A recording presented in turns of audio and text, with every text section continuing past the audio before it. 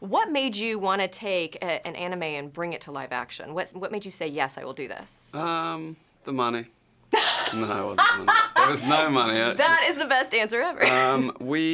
I saw it when I was at art school in like 97 or 98, a couple of years after it had come out, and it really stuck with me, it really haunted me.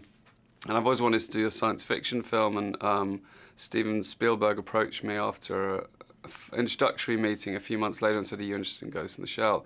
And I knew it was out there, I knew that he was doing it, so I knew it was very off limits. And then when he approached me and I started to kind of, contemplate it, I got more and more excited, and then I couldn't really let it go. Would you ever say no to Spielberg? I don't know. I actually had before, so this was the. I felt guilty about saying no the first time. So I was like, I better do this, or he'll never speak to me again.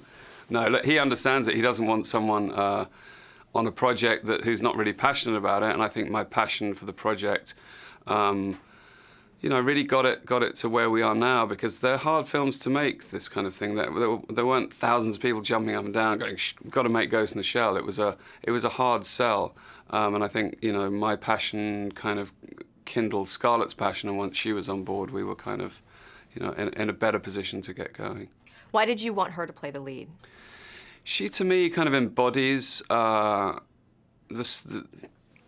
strength of this female character. She's kind of, as well, really the queen of cyberpunk, I think. So many of her roles, Under the Skin, Lucy, Her, just seem to kind of exist in this world.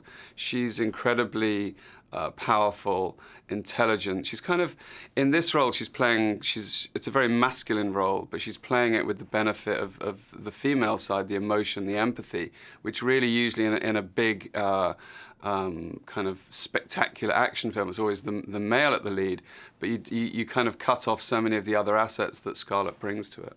What do you say was the hardest part about shooting this film? I think just living up to my own expectations. I really wanted it to be a spectacular world. I wanted to do things differently. I wanted the film to be different. I wanted it to be emotional, and I think that was one of the hardest things, was balancing the depth of the world, the scale of the film, but also to deliver an emotional story that I think will stay with people long after they've left the cinema. No matter what we do in life, good or bad, especially in the public eye, you're going to get praise and you're also going to get backlash. How do you handle the negative comments, or do you just... It's very easy to be negative about other people's work. It's not so easy to do the work. So I think I always have this mantra of, like, it's much easier to go into an art gallery and slice a canvas than it is to paint a canvas that gets into an art gallery. So I don't really listen to it, to be honest. And the last thing that made you laugh really hard? I think it was actually this morning I read a quote that Scarlett had said that was